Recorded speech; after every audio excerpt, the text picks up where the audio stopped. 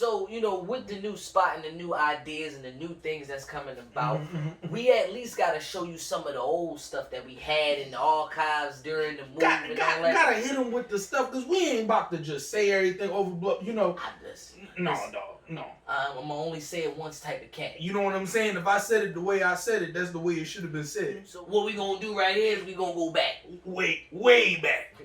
Back in the time. I appreciate, let's talk about something else. I appreciate this thing that we got here. You know what I'm saying? You got the best duos in the world. You got Skip and Shannon. Shaq and Kobe. You got Jordan and Pippen. Basket and Robin. Yep. Sean Kemp and Gary Payton. You got Vodafly, Shotime SP, and of course you got Showtime. Good Lord. Alright. So speaking of duos, man, I think this is a good conversation to have. Cause we're gonna keep it all the way 100 with y'all. Me and him was literally about to come to blows with this list. Alright, we was about to fight. Alright, cause he gonna ask a question and then he don't like my responses to stuff. Because it's stupid. It doesn't matter. It's my response. Okay. Top 5 best rap duos. Alright. The criteria is. Tell them what the criteria is. They have to have bodies of work. It could just be one album, but that's a flash in the pan. We're gonna talk about that. Mixtapes don't really count because they are mixtapes. We are talking about bodies of work. All right, and I think you know what I'm saying? I think I'm gonna bring in number 5. Cause I'm upset that I had to fight for these niggas to even get on the list. Okay? And then when we had to fight, I agree. We just had to disagree. Now I can understand why. But you gotta look at bodies of work. You got to. Number 5 best rap duo on our list. It's gotta be the Clipse, y'all. Come on, man. I'm back by popular demand. If y'all ain't seen that video, go see the top 5 Pharrell joints on there. It's over there. It's probably in the suggestion. Shout out to VA, Virginia. Yes. The Clipse. Yes. Pharrell, Timbaland, Great Timbaland, Missy, all of them. Listen. Listen. Teddy Riley for a period of time. Yeah, they was out there. And the fact that I went to school down there in Virginia, so this was around that time where they was already out, they was already doing good. They was already popping at that time. If I'm not mistaken, I think it was around it was after Mr. Me Too, so it had to be Casket Drop. Probably right around before that time, right before that. But if you ask me, man, we talking about bodies of work. What's your favorite Clipse album? Come on, dog. We don't even have to argue this. Come on, let the people know. The best Clipse album is Lord Willing. Now, I will tell you, Hell Hath No Fury is retarded. Alright? Oh, man. And Until the Casket Drops is good too. Because Keys Open Doors. Woo! Keys Open Doors, I remember Shorty, we both know, put me on Keys Open Doors. And I was I remember them at Lord Willing. And I thought they was hot, obviously, because you had, what's the name that obviously you had Grinding on there. Which was everybody, every lunch table. The Last Time. Oh man. Come on, dog. And then you had Goddamn. Bro, come on. That was the joint for me, though. Come on, man. Goddamn was that Goddamn. They just can't understand. It's a new day. What? Lord Willing how I packed the meat. He said, out of 2 things, they say malice demeanor got love for guns and can't let nothing come between them. He said, I'd rather something. He was like, he said, because that must make me an actor, because I would rather clap a gun. Yo, that line, you know it? Because that bar, dog. No, I'm gonna go with, because one of my favorite ones is definitely gonna be Comedy Central. Talk to him. Say, dog, let's not get involved. You don't want to tango. I'll dress you in a halo. Cock the gauge, polka dot your braids, put something in your moves that'll lock your legs and you can. And that was Malice. That was Malice. That was Malice. And you couldn't tell. You would have thought it was Push. You would have thought they changed. Their energy changed, and one became the other, yo. Yes. Because early Malice sound like Push now. It was, bruh. Because when I hear Comedy Central, I always think that's Push, but that's Malice. Malice, man. It's a couple times where you think for a second like, yo, Pusha was killing that. Nah, that was Malice. It was Malice. My joint say, dog, let's not get involved. I said that one. What's the joint? He said, I keep so much. They call me Novocaine. I turn over Kane over and over again. Hell, so much client. That was Push. But listen, all I'm saying is the Clipse number 5. Like they bodies of work. Pharrell even until the Casket Drops was a solid joint. It was the weakest of their albums, but it was still popular demand. It's on until the Casket Drops. Oh my goodness, dog. Oh my. Just saying. I'm good. That's on. I'm good was a great vibe. It was a lot of good joints on till the Casket Drops. Right. So I completely so we feel confident in saying that the Clipse holds that number 5 spot. All right. Now, this is where it gets better from here. All right. All right. Number 4. We gonna have Mobb Deep. Respectfully, because they deserve the respect. They need to be there. I was trying to say, who should be above who, and my biggest point was the impact. The fact that they had, Pharrell backing them, the fact that Star Trek was one of the biggest things, but with Mobb Deep, that impact was real. Okay? It was different. First of all, if you want to just go down to beats, Havoc on the beat, Havoc. First of all, it has been the instrument. Of course, rest in peace, P. Prodigy, but just number 1. Shook Ones is probably one of the most well-known instrumentals in history. If you ain't rapped on it, it was an 8 Mile. Come on, dog. It's been played in movies. It was. You ain't played that in a backseat freestyle. First of all, Quiet Storm. Come on, dog. Lil' Kim. Oh man, hot damn ho. Here we go. First of all, sidebar real quick for 2 seconds. Ain't gonna take too much of your time. In that year or 2. Lil' Kim was the best rapper. There wasn't many niggas that was like, period. I don't care, man or woman. What? Oh, man.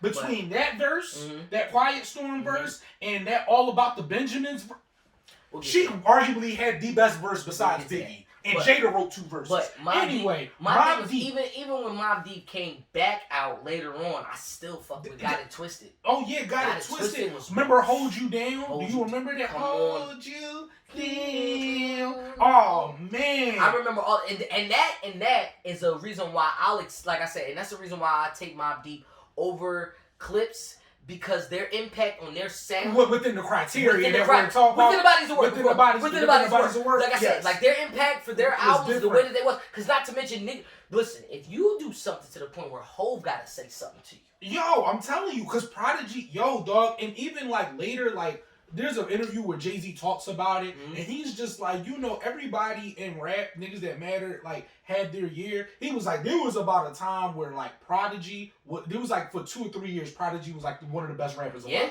And Jay said it himself. Prodigy pen is real fucking different, yo.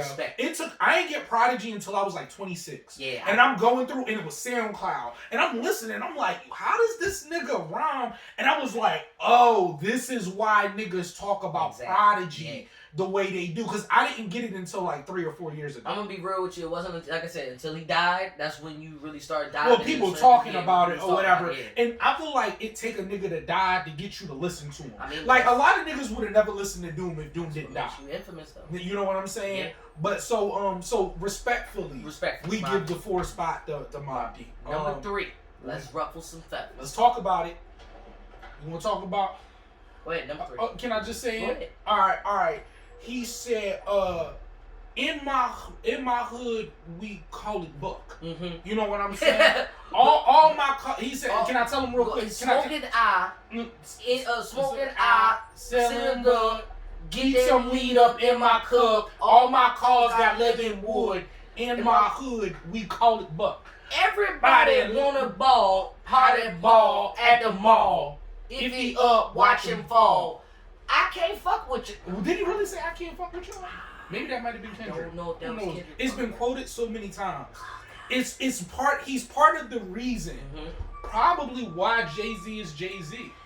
He has something to do. Big Pimpin' is arguably the pivotal point of when Jay-Z blew up. They don't know what we're talking about. We're talking about Underground Kings. UGK, baby. UGK, yeah. UGK. Bun Bizzle. Bun B. And Pimp C. The Trillist OG. Listen, and I'm not gonna lie to y'all, I didn't get into that until like, I want to say until about when Mike Jones was popping.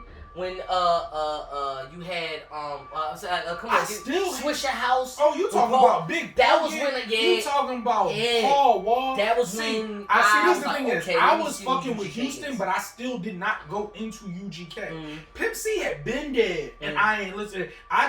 He said Pimp C died, and I still hadn't. It take my time to get around it, and then. Probably around like 23, 24, I went through, and then that was when I really started to put respect on that man's name. Pimp C made all of those beats. If you go through like I don't want to say every album, but all of that early shit, all of their early songs, their first 4 or 5 albums, Pimp C did all of the production, yo. Y'all, I put not to mention they were one of them cats that got it out the mud. They got it out the mud. They was selling out the trunk. Out the trunk. They was popping, yo. It wasn't they didn't have New York to right there. They didn't have 97. They didn't have nothing. A lot of them niggas didn't have. They was down there in Port Arthur, Texas. Yup, making that shit dumb. Yup, for real. And like once again, impact. Whether it's not to mention UGK to me, and the reason why they're a little bit above the other two is that their music is timeless. Like you can hit. So I typed the text to this girl I used to. You remember that verse, right? You do know that is actually. And everybody love money on the dresser, drive a compressor, top notch chick, get the most, not the less. Come on, and you already know. You gotta realize to yourself that.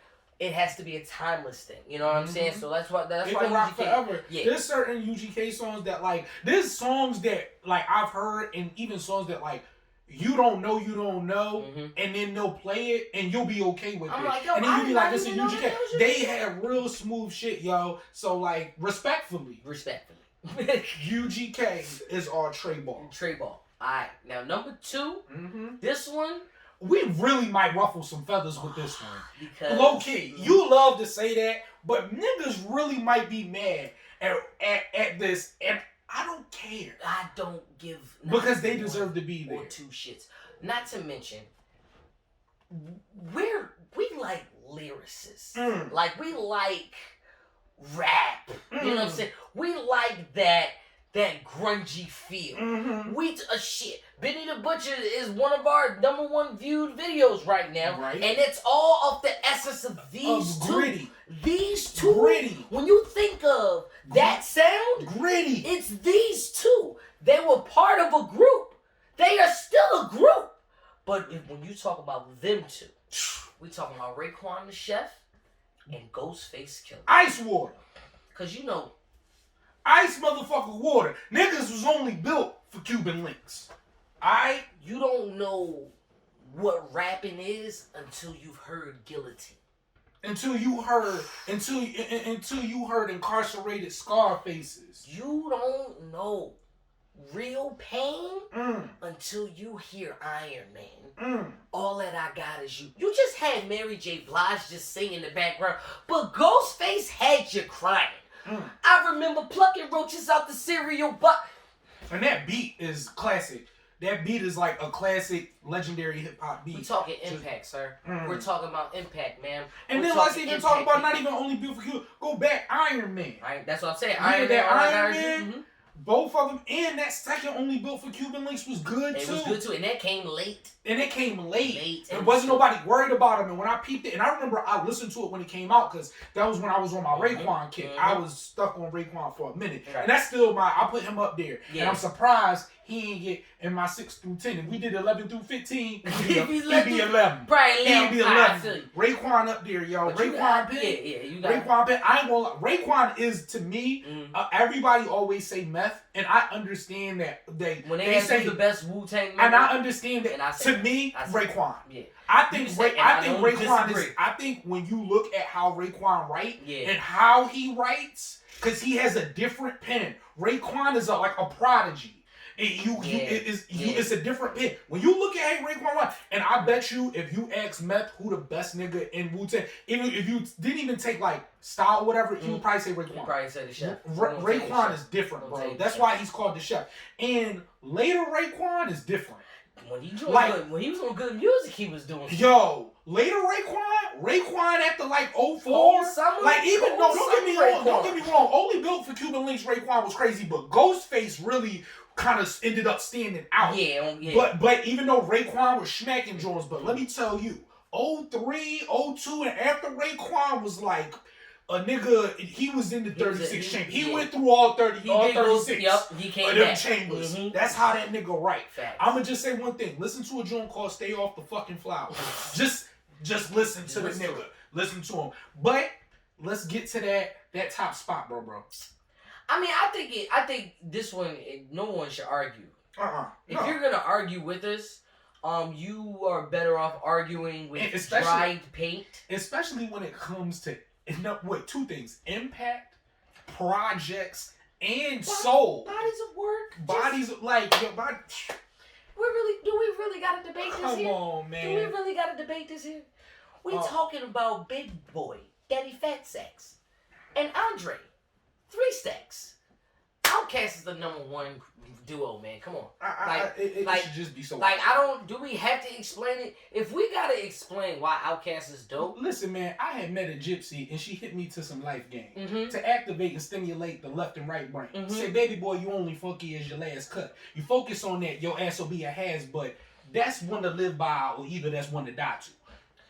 I tried to throw it at you. You determine your own adventure. What he say? What he say? Tell him. He said, I remember my Spodioti Dopalicious Angel. He says, slicker than hair grease on nap ass hair. He said, don't be gambling, trying to feed the family on that dope money. Might not always be sufficient. He said, now United Parcel Service won't call you back because you got clouded piss. Don't slip on you back at the trap. Just that. Trap. Let's talk about that. Don't ever disrespect Big Boy. Talk about 3 Stacks all the time, Big Boy. Don't ever disrespect Big Boy Pin. Never disrespect. Don't never disrespect Big Boy. Never disrespect. One of my favorite 3 Stacks line: forever never seems that long until you're grown, and notice that the day-by-day ruler can be too long. Like what? That's why when I had that top 5, and I was like, none of these niggas. It's not that 3 Stacks is better than Jay or Jay's better than 3 Stacks. Jay just don't do that. He don't, yeah. But there's things that Jay do that 3 Stacks can't do. But you know what I'm saying? So how you put 3 Stacks paints the picture, and I really think that the reason why Outkast worked so well together is because it was 2 different levels. Big Boy was giving you the surface level. I'm telling you, what you see, what you see, and what you live. 3 Stacks was giving you something. What you could be. What you could see, what you can't see, the possibilities. Twice upon a time there was a boy who died and lived happily ever after. And that's another chapter. Live from Home of the Brave with $30. You know, he was the master of the culinary arts. You know how to work bread, cheese, and dough from scratch. Bruh, that verse gives me chills, dog. Whenever I just hear that twice upon a time there was a boy who died. I'm like, no, tell me that story. Yeah. You're talking about, but that's another chapter. What? Oh, but you gotta remember, he said, but I remember Big Boy ended it off. He said, let your paper stack. He said, let your people chill and pay your fucking people bill, bitch. He was keeping it real. One nigga was painting this picture of this like life that like it's like I feel like it was like Big Boy told you where you are, and was the relevancy of what you're dealing with, and 3 Stacks was showing you where your mind could be, how free you could be, especially in the South. Don't talk to me about like, bro. There's certain niggas that are from places. We was talking about this, and you can hear it in them, but you don't associate them with a place. Right. The Outkast, you know they from Atlanta, but you know they ATLians. Young Jeezy.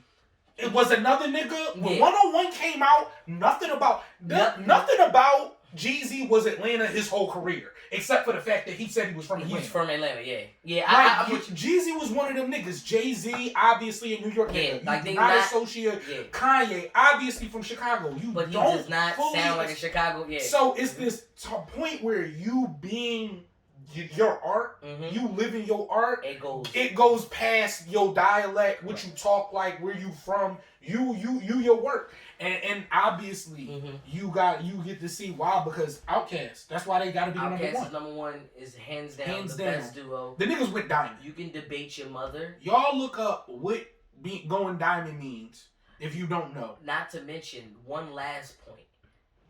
They had separate albums, and it was still on the same album. And it went diamond. Get out my face. We out of here. It's showtime. Good Lord. The button never works when I want it to not work. Look. We rolling. Yo, dog. It was the beat, and like 50 definitely had this melodic thing about how he said certain shit. That was my shit, y'all. Tony Yayo wrote that shit. I don't think Yayo wrote that. I don't think Yayo. We gonna do a top 5 of worst rappers, and he's definitely in there. Along with Birdman. Yo. In the comment section, see if y'all want us to do top 5 worst rappers. I don't be wanting to shit on niggas. And also, was Silk the Shocker really that bad? Yes. I don't know. Yes, I gotta listen to it. Terrible. Okay. Silk the Shocker is on that list. I believe you. I don't care. I believe you. He's right up there with Brother. Anyway, we were talking about worst rappers. Let's act. You know what?